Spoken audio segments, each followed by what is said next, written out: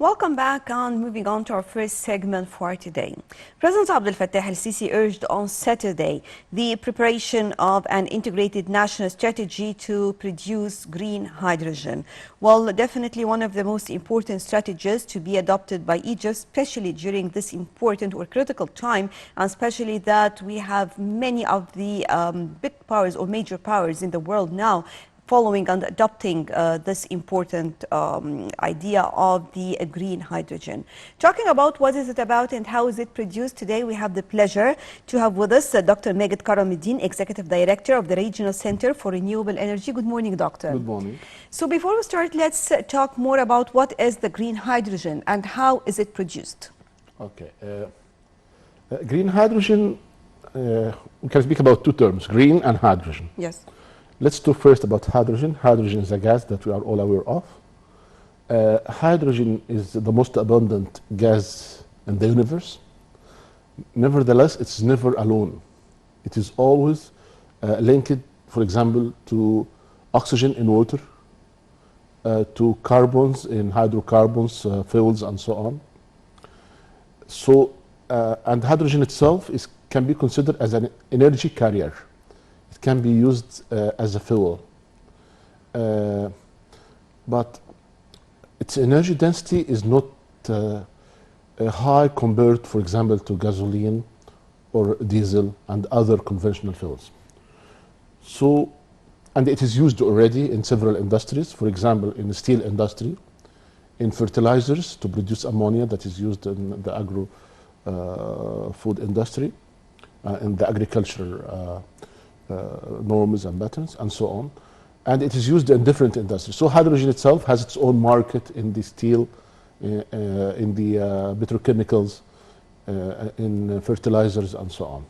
Among the most well-known products, for example, is ammonia, which is one of the important component of many industries. So this is hydrogen itself. And we use hydrogen in tires, for example. You know, this is better. Yes, we were just talking before we go on the air. What is green? Green means that we produce hydrogen by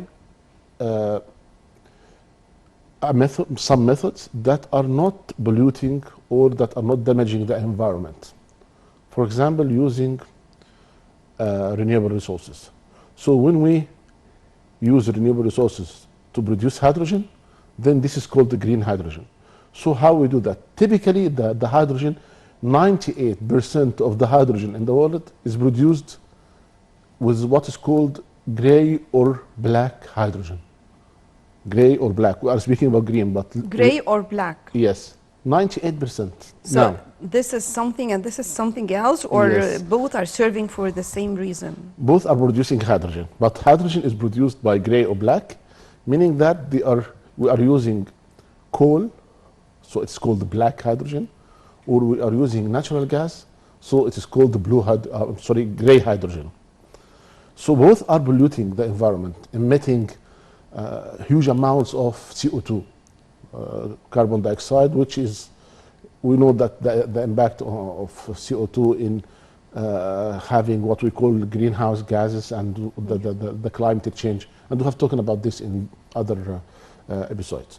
So when we have 98% of the hydrogen produced now from conventional coal and gas, this is gray and black hydrogen. But hydrogen itself holds the promise of going into sectors that is hard, we call it hard to abate, hard to reduce emissions from. We all understand that when we have a solar panel, we can produce electricity.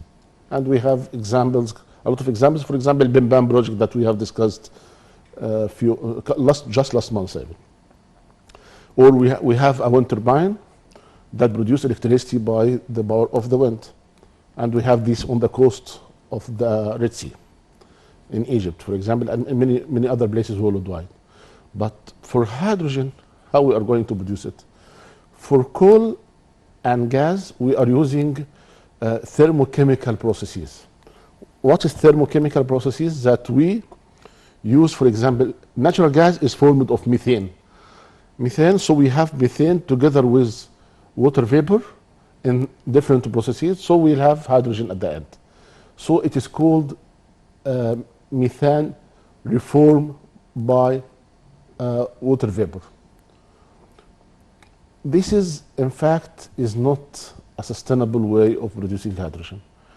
And then the other concept, which is now being promoted worldwide, and this is like an international trend that everyone is going for, is using a process called, a device called electrolyzer.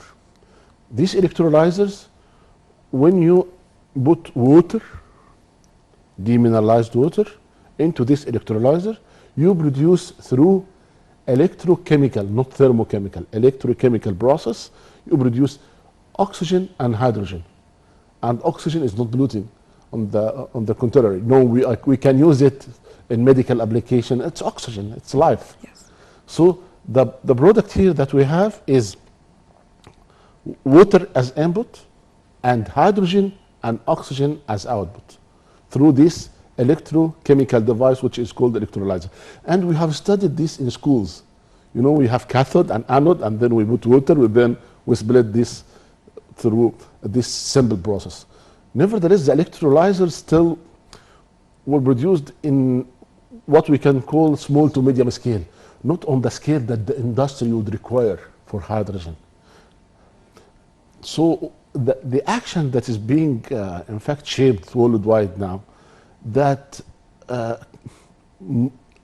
Europe, East Asia, America, and a lot of the well-developed economies, they are focusing on developing electrolyzers that can produce hydrogen in substantial amounts that would serve the industry. So it is no longer that we are producing only electricity for our consumption. So we are greening the power sector, but greening the power sector would also help us to green other sectors. And when we talk about other sectors, it's simple for us. For example, let's say the transportation sector or the aviation flights and so on. Instead of using conventional fuels, we can use hydrogen. And this hydrogen, for example, in the cars industry, there is what is called fuel cell technology. And we were just seeing before this part of the program, we were seeing the Tokyo Olympic Games.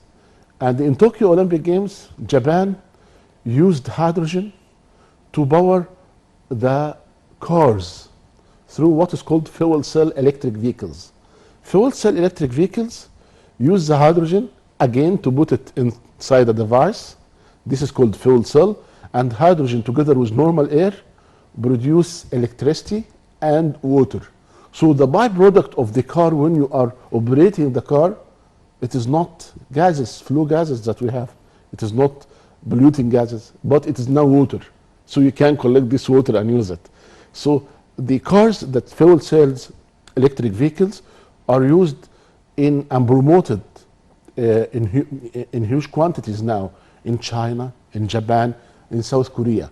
And this is not only for passenger cars, but also for buses and for long-haul aviations, for transportation, long distances, and so on. So this is one sector that was, when we were thinking about it, it was difficult to green.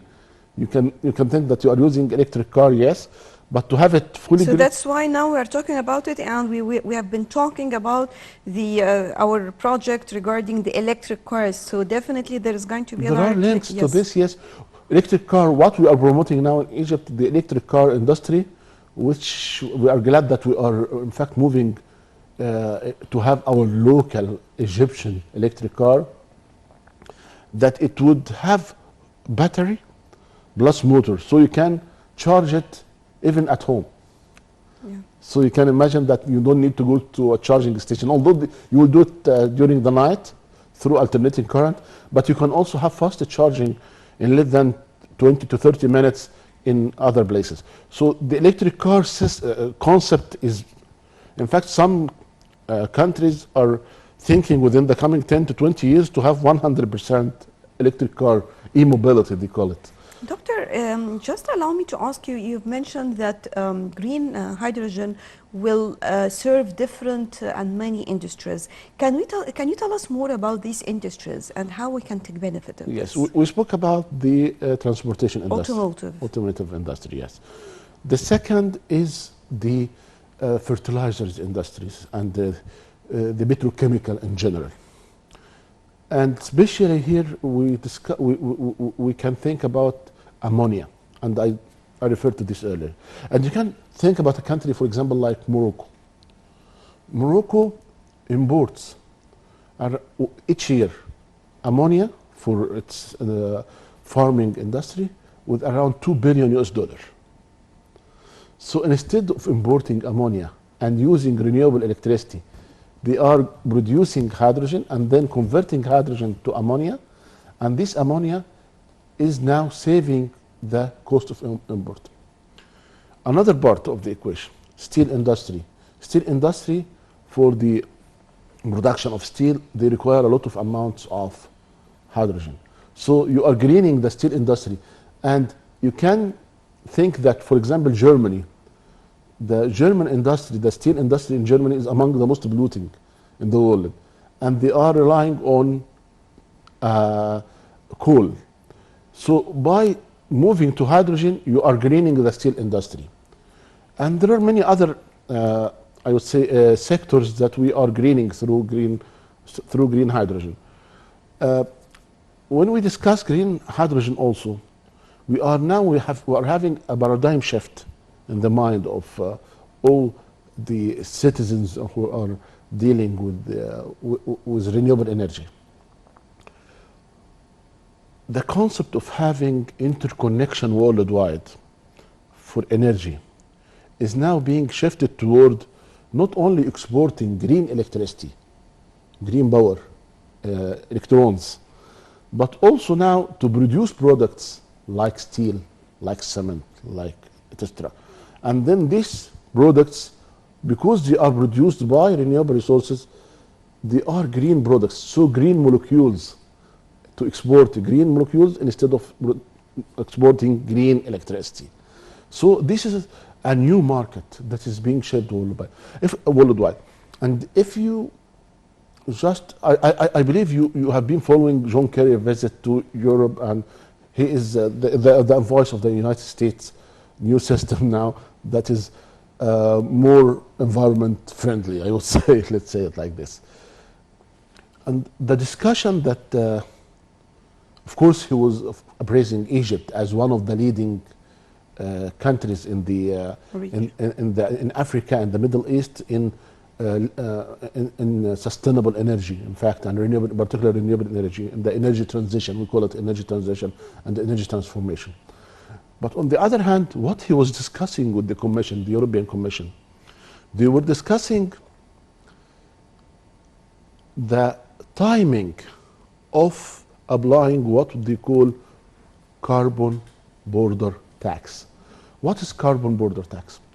Europe is thinking, not thinking, in fact, have decided already that within the coming 2 to 3 years, probably maximum by 2025. It was supposed to be next year, but they shifted it because of the discussion with the states, with John Kerry. They were deciding that any product to be imported from any other country coming to the European borders should be green. And if it is produced in a way that is polluting the environment, then it will be taxed. And the taxes would range from 10% to 65%. So you can imagine. According to the pollution. According to the content, the pollution, where it comes from, how the system within the country that is producing. If it is a country that is depend on polluting electricity and energy, then it will be more taxed more. And then this would affect the competitiveness of the products produced. And they have a nice argument in that. They say, we oblige our national and European industries to follow strict environmental regulations.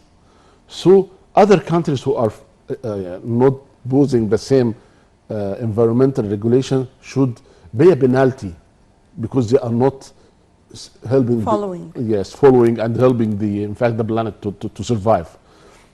So just thinking about that, within 2 to 3 years, 5 years maximum, we would not be able to compete in the market because just of the carbon border tax. This proves that Egypt, since 2014, in fact, was in fact have a good vision, that announcing early that we would have 42% of our electricity mix by renewable within the coming 15 years in 2035.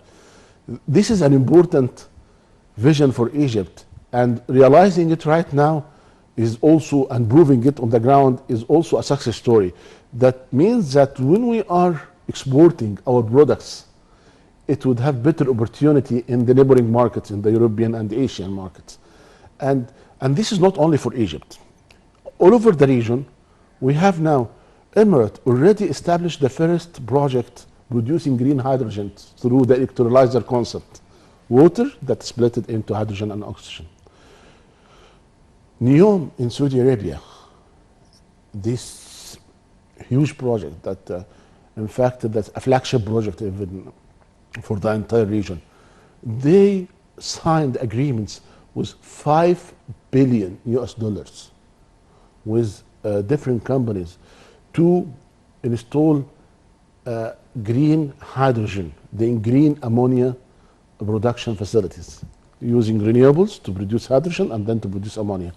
And already they switched also as a transitional phase, and this is also the beauty of this new emerging industry. We are rich in natural gas, so we can have a transitional phase that we start with blue hydrogen. What is blue hydrogen? I didn't talk about blue hydrogen. Blue hydrogen is using natural gas, but after using the natural gas to produce hydrogen, we would have CO2. We capture this CO2, carbon capture, and then utilize it in other aspects or store it on different stores on the ground. And Saudi Arabia already started blue hydrogen project, which means that they are exporting to Japan, to Korea, I would not say the company name, hydrogen, blue hydrogen, and the carbon emissions are then stored in old reservoirs of oil. They are old, not used anymore, exhausted, so they can be used for that. So they have what is called CCS or CCU, carbon capture and storage, or carbon capture and utilization. And being in Egypt, in fact, we discovered that, by coincidence, by the way, that we were the first to use green hydrogen, to produce green hydrogen in the region. Since 1960, we had Enkima petrochemical facility in Aswan. They were using the electricity coming from Aswan Dam. This is hydroelectricity, which is green. Hydro is a renewable resource, to produce hydrogen and then to produce ammonia. So Kima and Aswan was producing green hydrogen. But unfortunately, 3 years ago, they decided to go to the most economic solution, which is natural gas. Okay, natural gas would help to have what's called the blue hydrogen. So we can, as Egypt now, the strategy that His Excellency, Mr. President Abdel Fattah al-Sisi, in fact, give the direction that we should move in this direction. This is a very good starting point, that we can, in the first phase, rely on both blue and green hydrogen, and then select from different industries, different sectors, the priority for us to excel in and to create job opportunities. And then through a set of products that are produced by green hydrogen, like ammonia and the others, we can, in fact, prove to the world that we are on the forefront of protecting the environment and have a better opportunity to compete in the market. Another, I would say, good aspect of hydrogen, that it can be up to 10 to 20% blended with natural gas pipelines, with natural gas in our national pipeline. So you can save part of the natural gas that is used locally, 10 to 20%, without affecting the infrastructure. And then this blend of hydrogen, you can use the natural gas for export. So you are bringing foreign currency. So can I say that talking about the production, when it comes to the cost, for example, it's going to be better for Egypt. We are going to save money, and we are going to enrich or attract more foreign investments and also foreign currency.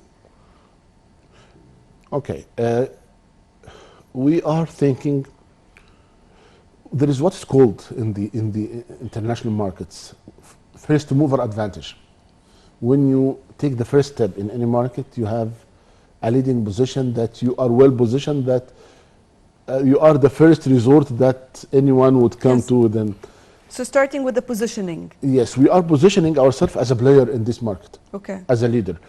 Nevertheless, green hydrogen is still expensive. In fact, 4 times expensive compared to gray hydrogen. And I'm telling you, 98%, 97% of the produced hydrogen worldwide is gray. So we are still in the early development phases. But similar to renewables, when we were part of the early development phases, when it comes to the economy, just when it became economical, we were part of the international markets. We were not waiting to design, because when you are thinking about a market, you need to have, to attract investment, as you said, you need to have a regulatory framework. So you need to start preparing that. If you start late, others would be more attractive. You need to have a contractual framework with those off-takers who will take the hydrogen or the products, who prefer the green or blue hydrogen compared to the conventional. So this is a competition in the supply and demand market. So having the ecosystem, to prepare for having the ecosystem in as fast as we can, will help us to take a leading position, especially that we are already a leader in natural gas. So just as other renewable energy resources, exactly. It will cost in the beginning, but at the end, definitely we will gain more. The cost is reduced, it's getting cheaper, and we know that from I remember we were talking the same when we first talked about the solar energy. Yes, in fact, several years ago we were together, we were saying renewables is still expensive, and we were telling no, it will be cheaper. And this is what happened. Right. You know that in Saudi Arabia, just a couple of months ago, the cost of electricity from the latest solar project, solar, we call it solar park, solar complex, it was only 1.1 cent dollar per kilowatt hour. The cheapest worldwide. Compared, for example, to nuclear, you speak about 4 to 5. Conventional, 3 to 6. So now renewables is I would say, the most economical solution. But the concern is that you cannot ensure the stability of renewable energy, because we have the wind itself is variable. The solar is variable. But everything, I believe, is variable. You can never... Yes, but the predictability, the forecasting systems are now helping us to know how much we'll need. This is a concern that we would have if we have 100% renewable. But the beauty of hydrogen also, that whenever you have excess electricity from renewable, for example, you have wind at night and there is no demand. During the night you have... So we can take benefit of this. So we can produce hydrogen and produce ammonia, store ammonia, which is a liquid that you can store it, and then export it. So even the excess renewable capacity can be used to produce products that can be called green products and then exported. And this is why it is an integrated thinking, that hydrogen, green hydrogen, it is not only green, it is not only renewable electricity, it is greening products. And greening products mean that you would have better opportunity in the international market, and you would serve better your local market, because you are now overcoming the challenge of variability of renewables. Right. Dr. Magued Karam, Executive Director of the Regional Center for Renewable Energy, thank you very much for being with us today. Thank you. Right, moving on to a quick break, then we'll be back with more on The Breakfast Show.